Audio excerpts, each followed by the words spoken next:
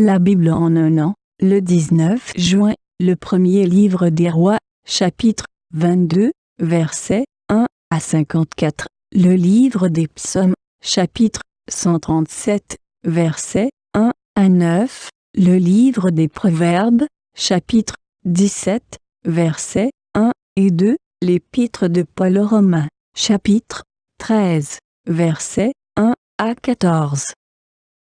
Le premier livre des rois, chapitre 22. On restait 3 ans sans qu'il y ait guerre entre la Syrie et Israël.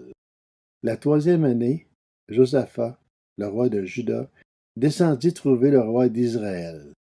Ce dernier dit à ses serviteurs, « Savez-vous que Ramoth en Galaad nous appartient? Et nous ne faisons rien pour le reprendre au roi de Syrie? » Puis il demanda à Josaphat, « Veux-tu venir avec moi attaquer Ramoth en Galaad? » Josaphat répondit au roi d'Israël, « Toi et moi, ton peuple et le mien, tes chevaux et les miens, il n'y aura aucune différence? » Puis Josaphat dit au roi d'Israël, « Consulte donc maintenant la parole de l'Éternel. » Le roi d'Israël rassembla les prophètes au nombre d'environ 400 et leur demanda, « Dois-je aller attaquer Ramoth en Galaad ou dois-je y renoncer? » Ils répondirent, « Mon dit, et le Seigneur la livrera entre les mains du roi. » Mais Josaphat dit, « N'y a-t-il plus ici aucun prophète de l'Éternel pour que nous puissions le consulter? » Le roi d'Israël répondit à Josaphat, « Il reste un seul homme par qui l'on puisse consulter l'Éternel, mais je le déteste, car il ne prophétise rien de bon sur moi. Il ne prophétise que du mal. C'est Michée, fils de Jimla. » Josaphat répliqua, « Que le roi ne parle pas de cette manière. » Alors le roi d'Israël appela un eunuque et lui dit, « Fais venir tout de suite Michée, fils de Jimla. » Le roi d'Israël et Josaphat, le roi de Juda, étaient assis chacun sur son trône, habillés de leur tenue royale, sur la place que trouve à l'entrée de Samarie, et tous les prophètes prophétisaient devant eux. Sédécias, fils de Kénaana, s'est fabriqué des cornes en fer et il affirma, « Voici ce que dit l'Éternel. Avec ces cornes, tu frapperas les Syriens jusqu'à leur destruction. » Tous les prophètes renchérissaient.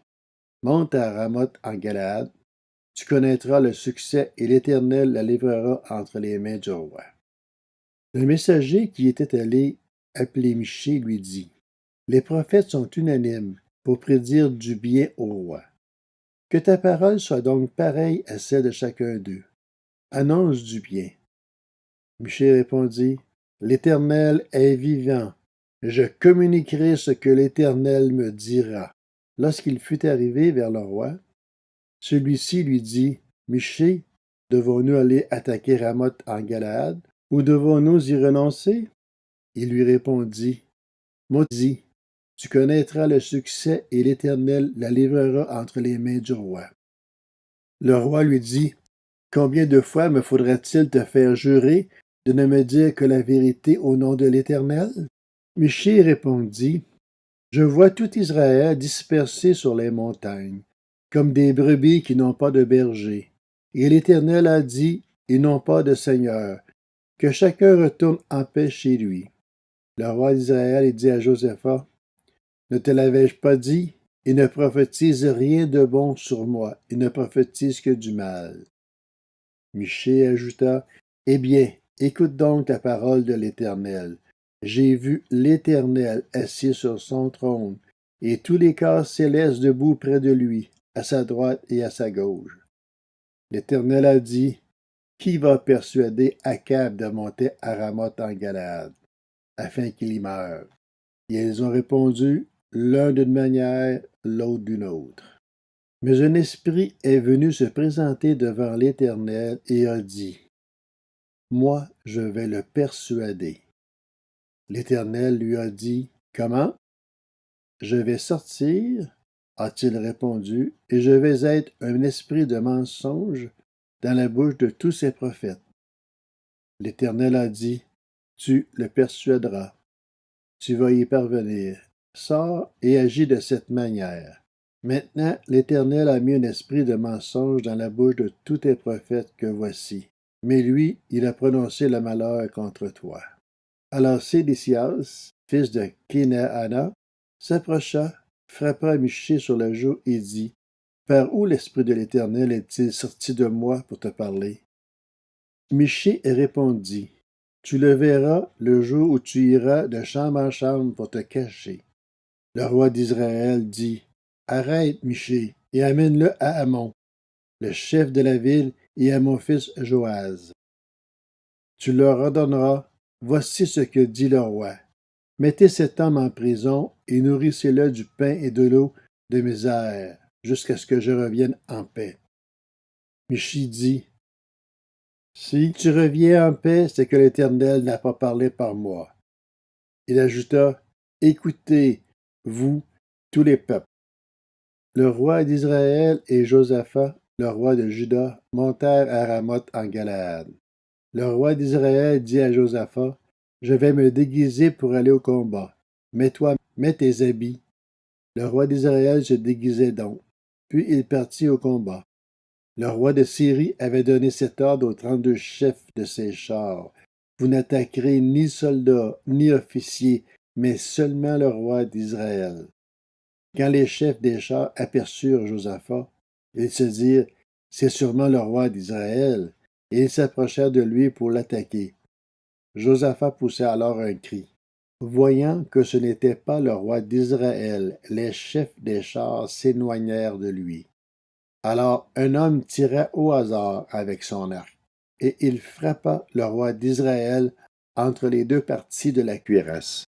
Le roi dit à celui qui conduisait son char, « Fais demi-tour et fais-moi sortir du champ de bataille, car je suis blessé. » Le combat fut si violent, ce jour-là, que le roi fut retenu dans son char face aux Syriens, et il mourut le soir. Le sang de sa blessure coula à l'intérieur du char. Au coucher du soleil, on cria dans tout le camp, chacun dans sa ville et dans son pays. C'est ainsi que le roi mourut. Il fut ramené à Samarie, et on y enterra le roi. Lorsqu'on lava son char dans l'étang de Samarie, les chiens léchèrent le sang d'Akab, et les prostituées s'y baignèrent, conformément à la parole que l'Éternel avait prononcée. Le reste des actes d'Akab, tout ce qu'il a accompli, le palais d'ivoire qu'il a construit et toutes les villes qu'il a fortifiées, cela est décrit dans les annales des rois d'Israël. Akab se coucha avec ses ancêtres. Son fils Akazia devint roi à sa place. Josaphat, le fils d'Asa, devint roi de Juda la 4e année du règne d'Akab sur Israël. Josaphat avait 35 ans lorsqu'il devint roi, et il régna 25 ans à Jérusalem. Sa mère s'appela Azuba, et c'était la fille de Shilki. Il marcha entièrement sur la voie de son père Asa, et ne s'en écarta pas, faisant ce qui est droit aux yeux de l'Éternel. Toutefois, les hauts lieux ne disparurent pas. Le peuple y offrait encore des sacrifices et des parfums. Josaphat fut en paix avec le roi d'Israël. Le reste des actes de Josaphat, ses exploits et ses guerres, cela est décrit dans les annales des rois de Juda. Il débarrassa le pays du reste des prostituées, de ceux qui avaient survécu au règne de son père Asa. Il n'y avait pas de roi en Édom, mais un intendant du roi. Josaphat construisit des bateaux long courriers pour aller à Ophir, chercher de l'or. Mais il ne parvint pas jusque-là, parce que les bateaux se brisèrent à Esjon-Gébé. Alors, Akazia, le fils d'Akab, demanda à Josaphat, « Veux-tu que mes serviteurs aillent avec les tiens sur des bateaux? » Mais Josaphat refusa. Josaphat se coucha avec ses ancêtres et il fut enterré à leur côté dans la ville de son ancêtre David. Son fils Joram devint roi à sa place. Akazia, fils d'Akab, devint roi d'Israël à Samarie, la 17e année du règne de Josaphat sur Juda. Et il régna 2 ans sur Israël. Il fit ce qui est mal aux yeux de l'Éternel. Il marcha sur la voie de son père et de sa mère, et sur la voie de Jéroboam, fils de Nébat, qui avait fait pécher Israël. Il servit Baal et se prosterna devant lui. Et il irrita l'Éternel, le Dieu d'Israël, tout comme l'avait fait son père. Le livre des Psaumes, chapitre 137. Sur les bords des fleuves de Babylone, nous étions assis et nous pleurions en nous souvenant de Sion. Nous avions suspendu nos harpes au son du voisinage. Là, ceux qui nous avaient déportés nous demandaient des chants, nos oppresseurs nous demandaient de la joie. Chantez-nous quelques-uns des chants de Sion. Comment chanterions-nous les chants de l'Éternel sur une terre étrangère? Si je t'oublie, Jérusalem, que ma main droite m'oublie, que ma langue reste collée à mon palais, si je ne me souviens plus de toi, si je ne place pas Jérusalem au-dessus de toutes mes joies. Éternel, souviens-toi des Édomites. Le jour de la prise de Jérusalem, il disait, rasez-la jusqu'aux fondations. Toi, ville de Babylone, tu seras dévastée. Heureux celui qui te rendra le mal que tu nous as fait. Heureux celui qui prendra tes enfants pour les écraser contre un rocher. Le livre des Proverbes, chapitre 17. Mieux vaut un morceau de pain sec avec la tranquillité qu'une maison pleine de viande avec des disputes. Un serviteur avisé domine sur le fils qui fait honte, et il aura une part d'héritage au milieu des frères. L'Épître aux Romains, chapitre 13.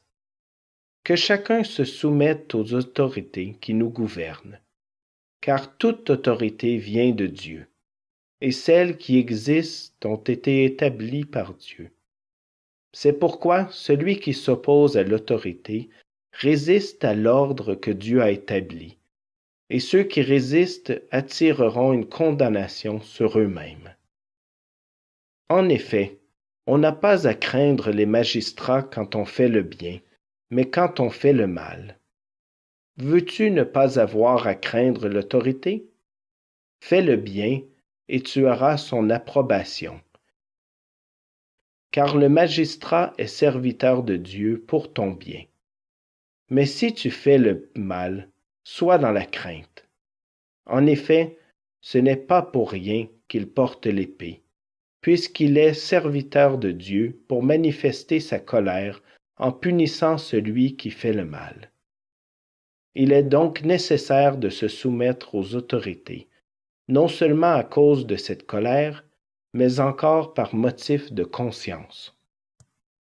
C'est aussi pour cela que vous payez des impôts, car les magistrats sont des serviteurs de Dieu qui s'appliquent entièrement à cette fonction.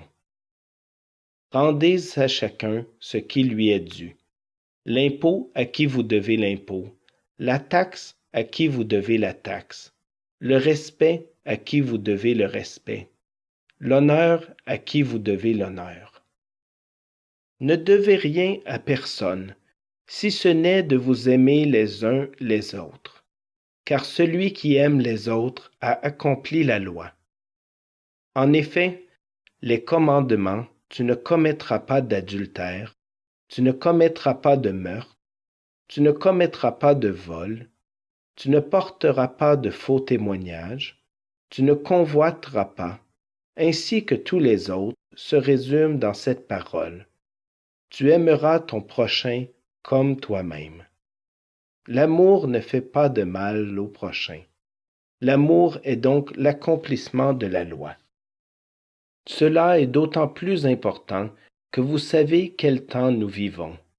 C'est l'heure de vous réveiller enfin du sommeil, car maintenant le salut est plus près de nous qu'au moment où nous avons cru. La nuit est bien avancée, le jour approche.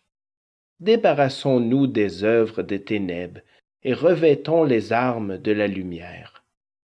Conduisons-nous honnêtement, comme en plein jour, sans orgie ni ivrognerie, sans immoralité ni débauche, sans dispute ni jalousie.